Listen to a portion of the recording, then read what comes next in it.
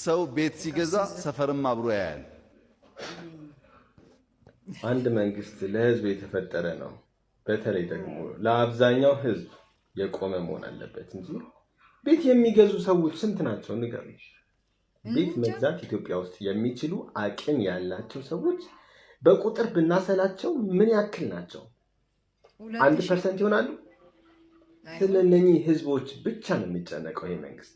ስለ ዳው ህዝብ፣ ስለ ስራ አጡ፣ ቤት ስለሌለው፣ ስለ ተከራዩ፣ ቤት ስለፈረሰበት ስንት ችግሩ ጥንቅጥ ስላለው 99% ህዝብ he don't care የሚያስበው የሚጨነቀው ለነኚህ ህዝብ ብቻ ነው። ለ1%ዎቹ ምን ትሰራለህ ያንዳንዴ?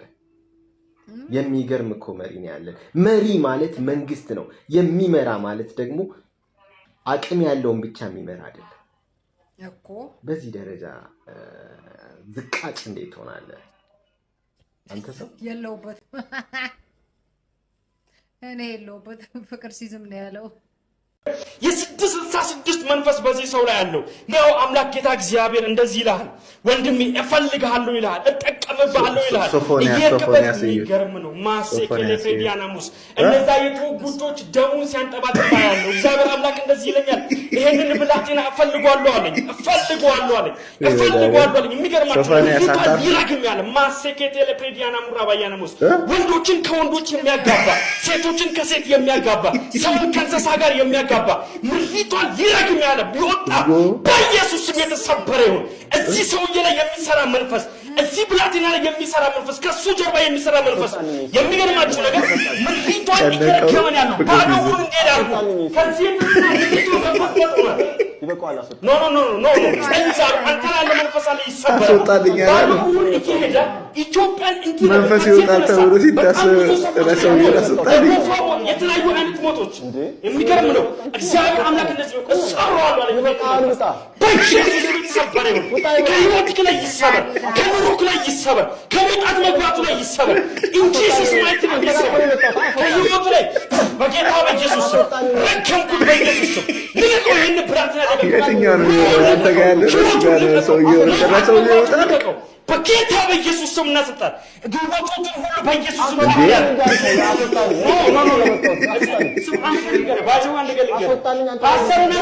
ፓስተርና አክብሬው ነው እንጂ አንተ የምታዋርደው ኢየሱስ ህይወቴን የቀየረ ኢየሱስ ኑሮዬን የቀየረ ኢየሱስ ነው። ስማ ይሄ ኢየሱስ ማንም ይወጣ ከፍቅር ሲዝም ነው ሰይጣን ይወጣው ወይስ ሰውየው ነው ይወጣው? ይሄ ኢየሱስ ፓስተር፣ ይሄ ኢየሱስ የበላውበት ሶፎንያስ ኢየሱስ ነው። ተመልከቱ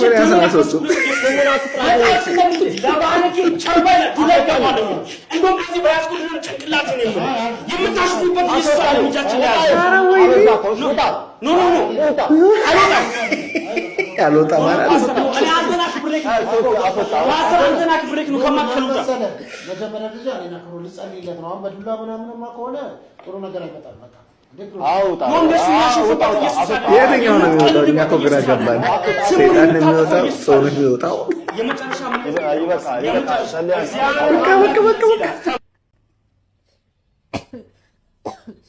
በነገራችን ላይ ይሄ ፓስተር ሶፎንያስ የሚባለው ማርያምን ብልጽግና ነው። እንደዚህ አይነት ኮሜዲ የሆኑሽ ነገሮችን እየሰበሰበ ለህዝብ አጀንዳ የሚሰጥ ነው። የእውነቴን ነው የምላችሁ፣ ደንበኛ የብልጽግና ካድሬ ፔስ እንዴ ሀብታሙ እያለብስ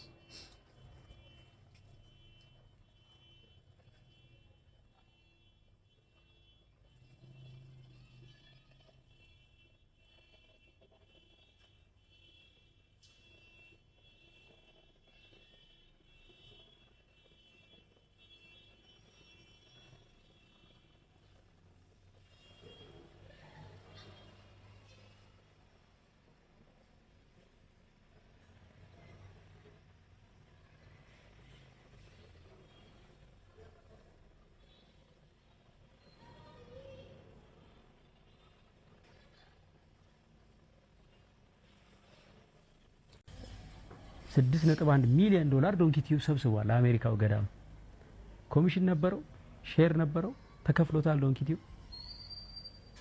ብፁዕ አቡነ በርናባስ ሰቆጣ ከ10 ሚሊዮን ብር በላይ በአካውንት 31 በሬ አንድ መኪና ሙሉ እህልና ልብስ ሰቆጣ ድረስ መተን ስናደርስ ለዶንኪ ቲዩብ ከፍለዋል። ስንት ብር ከፍለው ይሆን?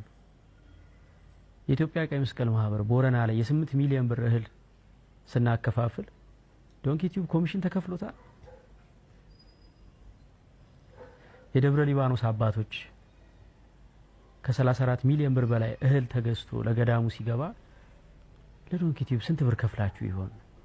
ስንት ብር ኮሚሽን ከፍላችኋል? ለዶንኪ ቲዩብ የከፈላችሁት ነገር አለ? አካውንታችን ውስጥ ያስገባችሁት ገንዘብ አለ? እውነት ነው። ብፁዕ አቡነ ቀውስጦስ በተገኙበት ትልቅ የምስጋና የምሳ ግብዣ ተደርጎ ለኔና ለባለቤቴ ካባ ልብሳችሁናል፣ ገድለ ተክለ ሃይማኖት ሸልማችሁናል፣ ለሰራተኞችም ገድለ ተክለ ሃይማኖትና ነጠላ ሸልማችኋል። ከዛ ውጪ ግን እውነታው ምንድነው? እስቲ የኢትዮጵያ ሕዝብ ይወቀው። የጥቁሯ ማርያም ካህናት መተው እዚህ ድረስ እውነቱን ተናግረው ሄደዋል።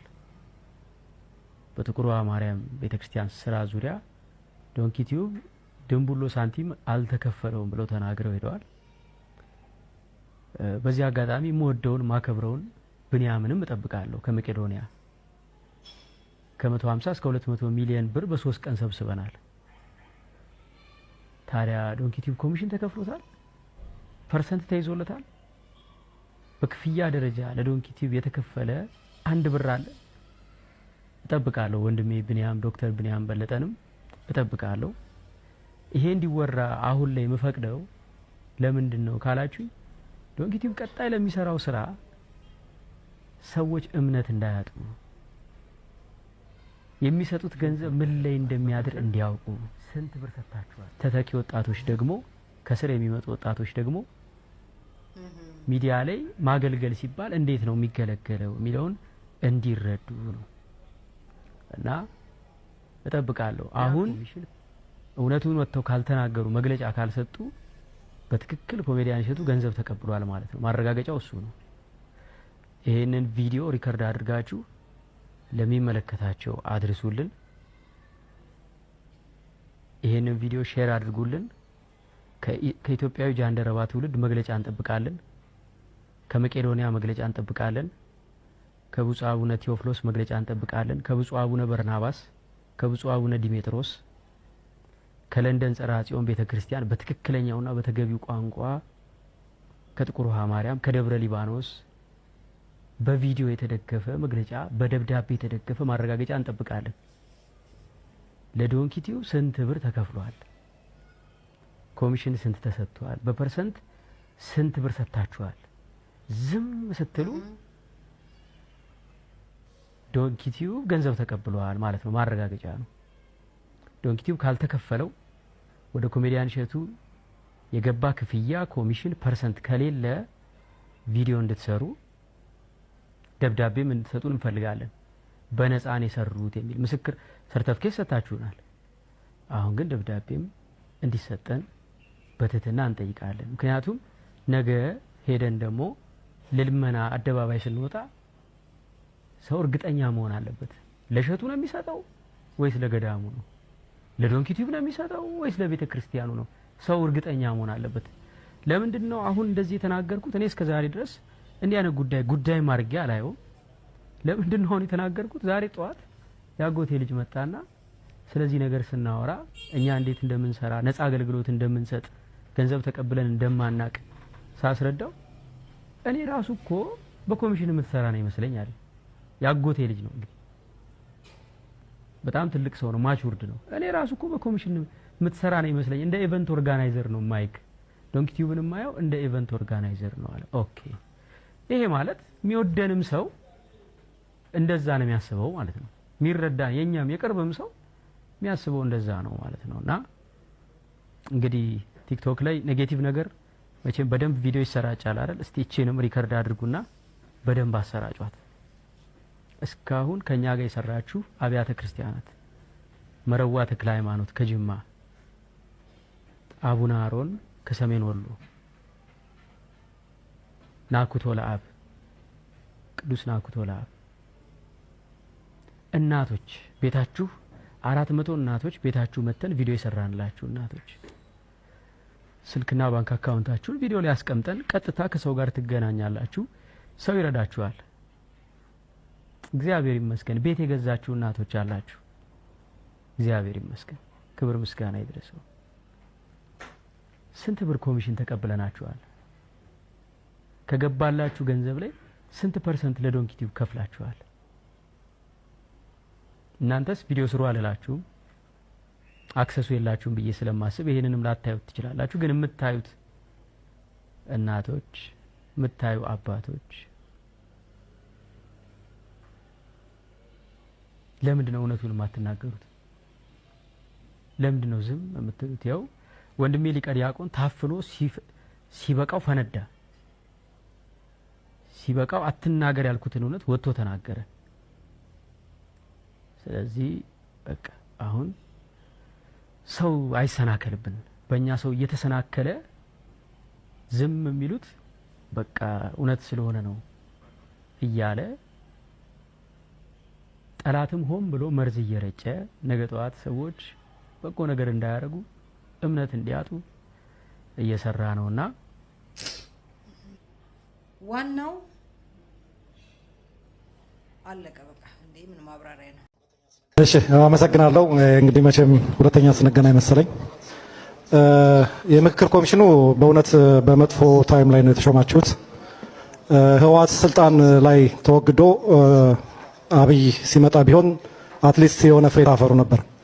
አሁን ግን እንደኔ አሁን ግን ጦረኛ መንግስት ባለበት ሰዓት ላይ ፍሬ ታፈራላችሁ ብዬም አልገምትም እና የምክክር ኮሚሽኑ እኔ ብዙም ወደ ፍሬ ሄዳል ብዬ አልገምትም። ምክንያቱም አሁን ሀገሪቱ በጦርነት ላይ እየታመሰች ነው ያለችው። የሌላ ሀገር ወራሪ እንደመጣ ሁሉ በአማራው ላይ ድሮን፣ ጄት፣ እግረኛ፣ መድፍ፣ ታንክ የሀገሪቱን ጦር ሰራዊት እንዳለ አማራ ክልል አስገብቶ እየጨፈጨፈ ባለበት ሰዓት ላይ የምክክር ኮሚሽኑ ኢፌክቲቭ ይሆናል ብዬ አልገምትም። ስለዚህ እኔ እንደኔ ምክር እንደው ይሄ ሰውዬ ምክንያቱም ጭንቅላቱ በጦርነት የተሰራ ነው አብይ አህመድ እና ቢያንስ ይሄን ሰውዬ እንደው ዞር ብሎ እንደው ሽግግር መንግስት የሚቋቋምበት ነገር ፕላትፎርም ብትፈልጉ አሳስባለሁ።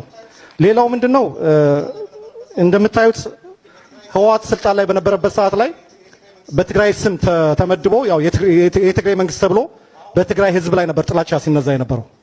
አሁንም ቢሆን ትንሽ የግሩፕ እንደምታዩት እነ ሽመልስ አብዲሳ እና አዳነች አቤቤ እና አብይ የፖሊስ ኮሚሽነሩ አስር አለቃ ብርሃኑ ጁላ እነሱ ተጨማምረው የኦሮሞ ማህበረሰብ እያስጠሉ ነውና በተቻለ መጠን እንደው ከዘረኝነት ነፃ የሆነ መንግስት እንዲቋቋም አገሪቱ የምትፈልገው መንግስት እንዲቋቋም ብታሳስቡ። ይሄ ሰውዬ በምንም ነገር እስካለ ድረስ የምክክር ኮሚሽኑ ኤፌክቲቭ አይሆንም። ህዝብ እየተገደለ ነው ያለ። በኦሮሚያ ኦሮሞዎች እየሞቱ ነው ያሉት። በትግራይም ያዣበበው ጦርነት እያያችሁ ነው። አማራ እየተጨፈጨፈ ነው ያለ። እኔ እውነቱን ነው የምናገረው። ሰላም ቢሆን ደስ ይለኛል። ኦሮሞ፣ አማራ፣ ከምባታ፣ ሀዲያ አንድ ቢሆን ደስ ይለኛል። ግን ይሄ ሰውዬ ጭንቅላቱ ማይንዱ የሚሰራው በጦርነት ብቻ ነው የሚሰራው አብይ አህመድ። ስለዚህ በተቻለ መጠን እኔ በእውነት ታሳዝኑኛላችሁ። እዛ ያላችሁት ለኢትዮጵያ ብዙ ነገር መስራት የምትችሉ ሰዎች ናችሁ። ስለዚህ በዚህ ሰዓት ወቅቱ አይመስለኝም ምክክር ኮሚሽን። በተቻለ መጠን እናንተ እንደውም ሄዳችሁ ስልጣን ልቀቅና የምክክር ኮሚሽን ስልጣን ለቀህ የሽግግር መንግስት አቋቁም ብትሉት የተሻለ ይመስለኛል። እኔ ይሄን ለመናገር እንትን አይደለም እና እንደው በእግዚአብሔር ስም ይሄን ሰውዬ ከስልጣን ገሸሽ አድርጉት። ለኦሮሞም አይጠቅምም። እውነቱን ነገራችሁ ለሁሉም ነገር አይጠቅምም። ይህ የምክክር ኮሚሽን በውጪ ሀገር ነው አሁን ያለው ሳይሆን በውጪ ሀገር የተደረገው ነው። እንግዲህ አሁን ያሉትም እንደዚህ አይነት መልስ ይሰጡታል ብዬ እጠብቃለሁ። ከዛ